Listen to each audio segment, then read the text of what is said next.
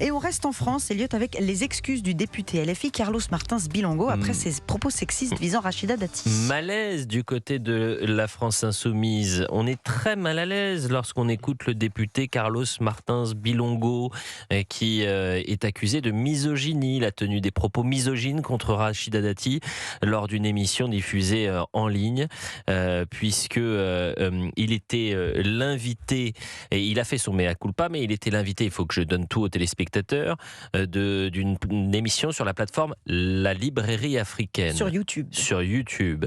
Et il va parler de Rachida Dati et il va dire Rachida, elle survit grâce à autre chose dans la politique, dans le monde politique. Et il veut dire la promotion canapé. L'échange avait ensuite dérivé sur Rachida Dati. Et voilà s'il y est. Ensuite, il parlait dans un premier temps de Ramayad. Il avait dit le jour où elle a voulu faire de la politique par elle-même, elle s'est faite détruire. Elle sert de quota. Et puis ensuite, il va parler de Rachida Dati.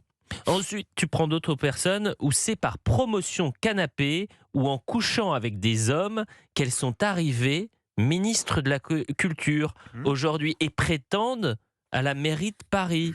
Rachida, elle a survécu grâce à autre chose. Chacun ses moyens, sous les rires des chroniqueurs qui lui, d'ailleurs, les intervieweurs lui ont dit à un moment, tu peux être accusé en diffamation par la ministre Rachida Dati. Alors il y a eu une levée de bouclier après ces propos scandaleux.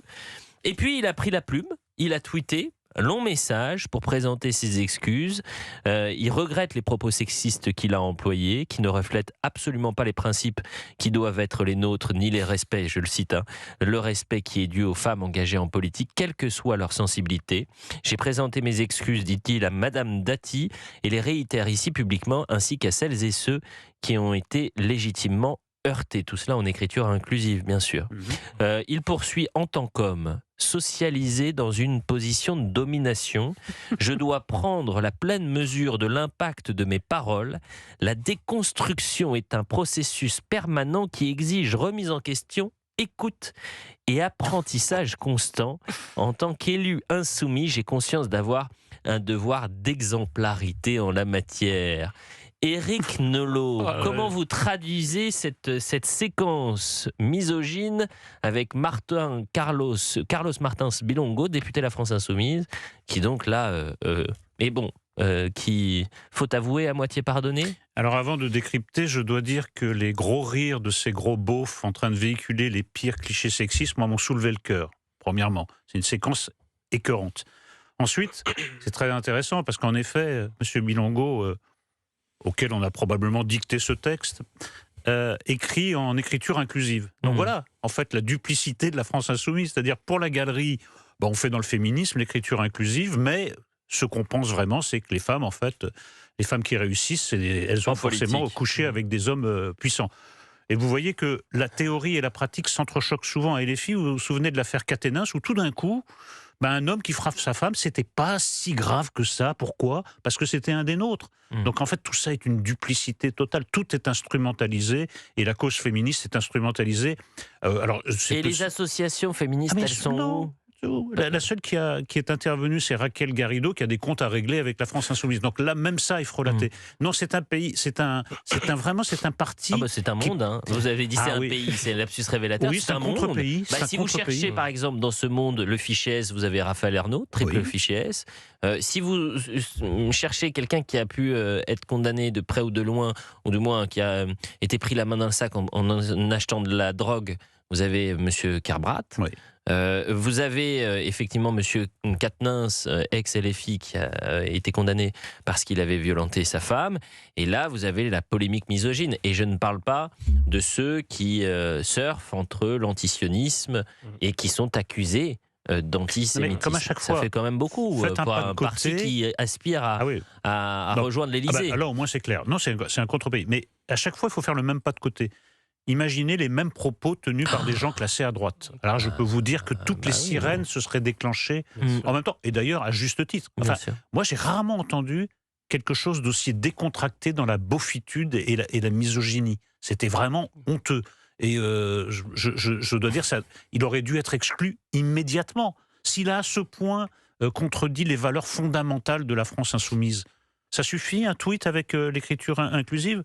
Et vraiment, ces gens-là nous prennent pour des idiots, en fait. Mathieu Hoc, vous en pensez quoi?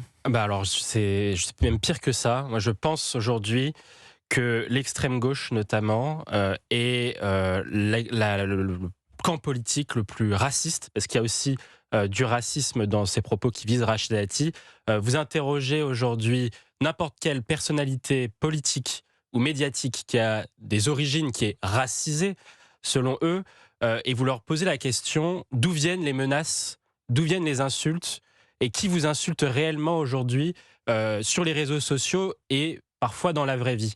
Que ce soit pour Rachida Dati, pour Christine Kelly, Naïma El Fadel ou toute autre personne, même pour ma part aussi également, ça vient toujours de l'extrême gauche. Parce qu'en fait, ces gens-là considèrent que si vous êtes issu de la diversité et que vous n'avez pas les positions qui sont leurs positions indigénistes, pro-déconstruction, décoloniales, etc., etc., alors vous devez votre ascension sociale, parce que Rachida Dati est une personnalité qui a, il me semble, vécu et illustre l'ascension sociale dans notre pays, c'est-à-dire vous partez de rien ou de peu et vous arrivez au plus haut poste de l'État. Eh bien, si vous arrivez à cela en étant issu de la diversité et que vous ne pensez pas comme eux, c'est parce que soit, si vous êtes une femme, vous avez eu la promotion canapé, ou alors vous avez bénéficié, vous êtes le quota diversité, etc. Il n'y a que ces gens-là qui parlent comme ça aujourd'hui.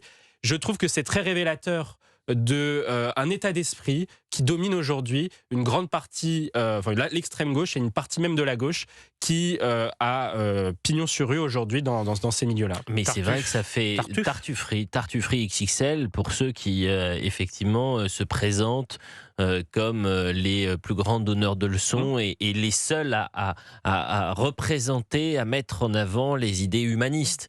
Les propos de Carlos Martin Bilongo me paraissent pas forcément très humanistes. Vous voyez ce que je veux dire? Non, mais il y a tout. Pas très raccord avec les libertés fondamentales, le respect de la femme. Racisme. Oui, alors, les auditeurs d'Europe 1 se disent peut-être pourquoi on ne diffuse pas la séquence. Oui. Vous savez qu'on est contraint à la seconde près au fameux temps de parole. Et donc, vu qu'on a respecté les temps de parole et qu'on a donné la parole à tous les partis politiques, dont la France Insoumise, je ne peux pas vous faire écouter cette séquence.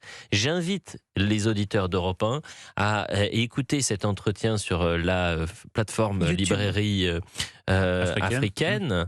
Mais vous êtes dur avec les journalistes. Moi, je les ai trouvés, les deux chroniqueurs, plutôt justement, ils posaient les bonnes questions puisqu'ils étaient plus surpris par les déclarations de Carlos Martin Bilongo. Il y a une séquence sur le grand remplacement où il tient des propos qui sont gravissimes, Carlos Martin Bilongo. C'est-à-dire que si c'était un député du RN blanc qui avait dit l'extrême inverse que Carlos Martins Bilongo, ce serait un scandale absolu. Il y aurait toutes les associations, la LICRA, SOS Racisme, qui seraient déjà en train de déposer la plainte. Côté, vous auriez été le modérateur, il aurait tenu ses propos. Vous n'auriez pas eu une réaction plus vive que ces deux chroniqueurs? Évidemment, mais c'est un autre.